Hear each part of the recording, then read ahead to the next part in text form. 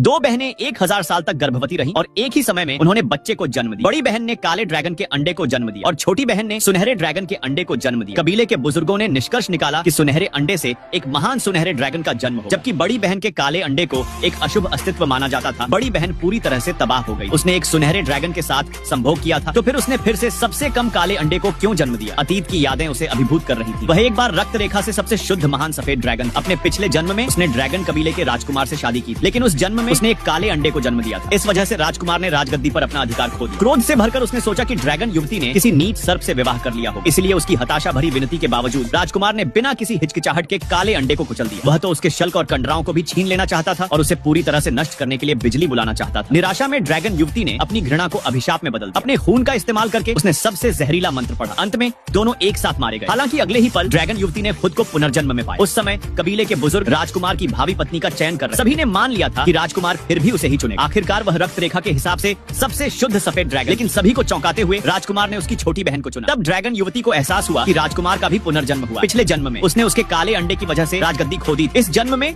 वह उसकी छोटी बहन से शादी करने के लिए दृढ़, इस बात से अनजान कि छोटी बहन केवल एक मनहूस सांप जिसने एक ड्रैगन के कोर को निगल लिया। वह कभी भी एक सच्चे ड्रैगन वारिस को जन्म नहीं दे। नाराज राजकुमार ने पिछले जन्म से अपनी नफरत को जगाना शुरू कर। उसने ड्रैगन युवती को सार्वजनिक रूप से अपमानित किया, उसे एक कामुक ड्रैगन कहा जिसके साथ कोई भी खिलवाड़ कर सकता। उसने यह भी श्राप दिया कि वह हमेशा